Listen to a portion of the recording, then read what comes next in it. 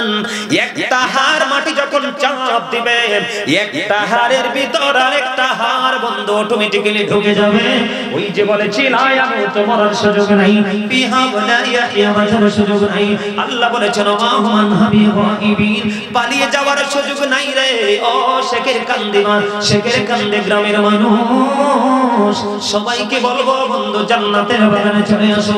এই পৃথিবীতে যখন তুমি কাজ করতে করতে যখন টায়ার্ড ফিল করো ক্লান্ত হয়ে যাও তুমি বলো আমাকে একটু পানি দাও, ঠিক কিনা বলেন? আর জোরে বলেন গিভ মি সাম ওয়াটার, ঠিক কিনা বলেন? কিন্তু ওয়াটার হয়ে গেছে হট ওয়াটার, ঠিক কিনা বলেন? তার মানে গরম পানি। কি পানি? কিন্তু আপনি বলতেছেন নো নো ডোন্ট অ্যাকসেপ্টেবল, আমি গরম পানি হট ওয়াটার আমি ড্রিঙ্কিং করতে পারবো না, আমাকে কুল তো ঠান্ডা দাও আইস দাও, ঠিক কিনা বলে? তখন আপনাকে নিজের ঘরে ফ্রিজ না থাকলে অন্যের ঘর থেকে ফ্রিজিং করা পানি দিল, বরে ঠান্ডা লাগুক বা না লাগুক প্রাথমিকভাবে কিন্তু শান্তি।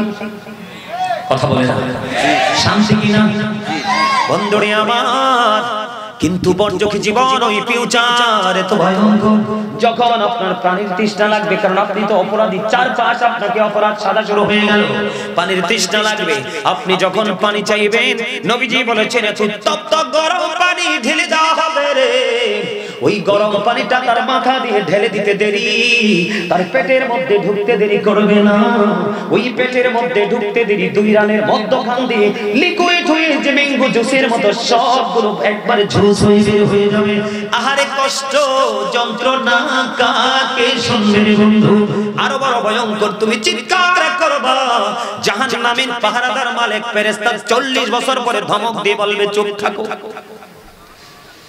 নাউজুবিল্লাহ বলবেন না? কত বছর?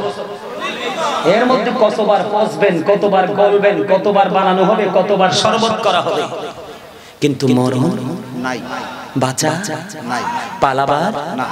কি করবেন তখন? কিছুই করেন না। পৃথিবীতে আপনার মনে যা চাই তাই কিনে কিনে খেতে পারেন, পারেন না? কথা বলেন না।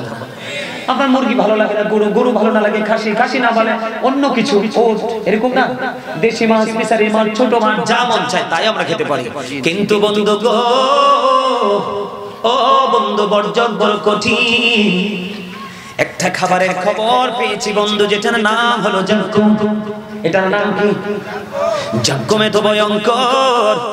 এই বর্তমানে যদি আপনার এই জমিনের মধ্যে একটা ফোঁটা জাক্কুম পড়ে, কয় ফোঁটা? এক ফোঁটা। আর জোরে বলেন না কয় ফোঁটা? একটা ফোঁটা জাক্কুম যদি পড়ে রে, এই শেখের কান্দির জমিনে যদি এই মুহূর্তে একটা ফোঁটা পড়ে তাৎক্ষণিকভাবে গোটা পৃথিবীর মাটি বন্ধ বিষাক্ত হয়ে যাবে। আল্লাহর হাবিব সরকারে মদিনা তিনি বলে দিয়েছেন ওই পৃথিবীতে কিয়ামত পর্যন্ত তুমি যদি সয়েল টেস্ট করো, কি করো? সয়েল টেস্ট করেও যদি তুমি গবেষণাগার গবেষণা ইনস্টিটিউট যদি তুমি বানাও, নবীজি বলেছে কিয়ামত পর্যন্ত পৃথিবীর বুকে কোনো শস্য উৎপাদন করতে পারবে না, কারণ চিরকালের জন্য অনন্তকালের জন্য মাটিটা বিষাক্ত হয়ে যাবে। ওই জাক্কুম নামক ফলটা ওই পাপী যারা পথভ্রষ্ট তাদের জন্য বরাদ্দ করে রেখেছেন। সামনে আনতে দেরি দাঁতগুলো খসে পড়ে যাবে। সরিষা পরিমাণ একটু যদি পেটের মধ্যে ঢুকে তাহলে বন্ধু ওই যে বলেছি গরম পানির মতো সব কিছু লিকুইড হয়ে যাবে। দুঃখজনক হলেও সত্য গো, বাঁচার সুযোগ নাই, মরার সুযোগ নাই, পালাবার সুযোগ নাই। আরেকটা খাবারের খবর পেয়েছি, আমাদের দেশে অনেকে আছে নেশা করে, পাপের পাশাপাশি আরেকটা পাপ নেশা।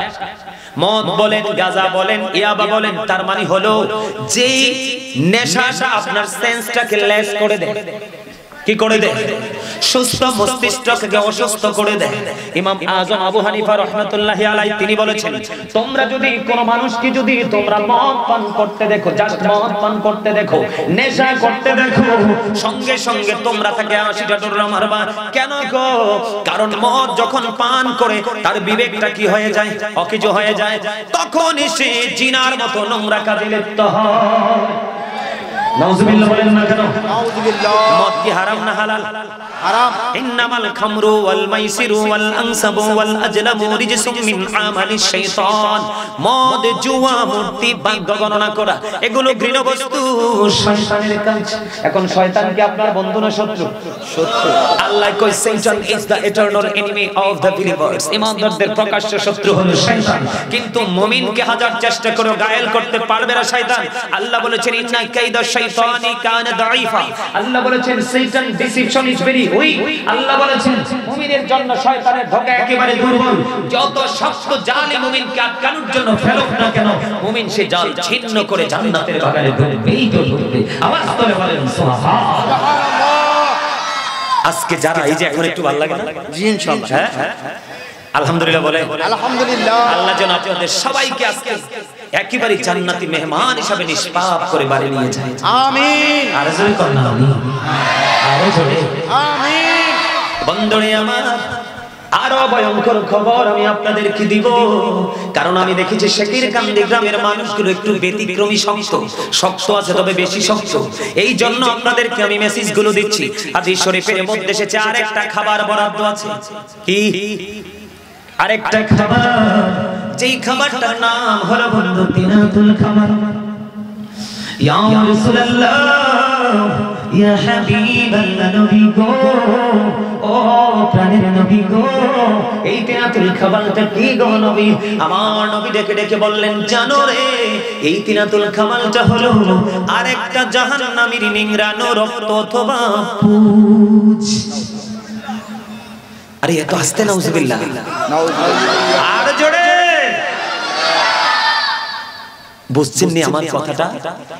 তিনাতুল খাবার এটার নিম্ন একবারে সাধারণ রূপ হলো রক্ত অথবা পুঁজ। একজনকে পরে পচিয়ে টচিয়ে আবার মানুষ বানানো হলো। ওইটার জন্য খাবার হিসাবে তৈরি করবে আরেকটাকে পচিয়ে, আরেকটা জাহান্নামীকে পচিয়ে। এই পচিয়ে এটা হবে হাদিস শরীফের মধ্যে লিকুইড। কি? তরল, নরম, একেবারে নরম, যেটা জুস। এক্সাম্পল স্বরূপ যদি দেই আমরা, ম্যাঙ্গো জুস বা অনেক জুস আপনারা খান না, এইরকম জুসের মতো হয়ে যাবে।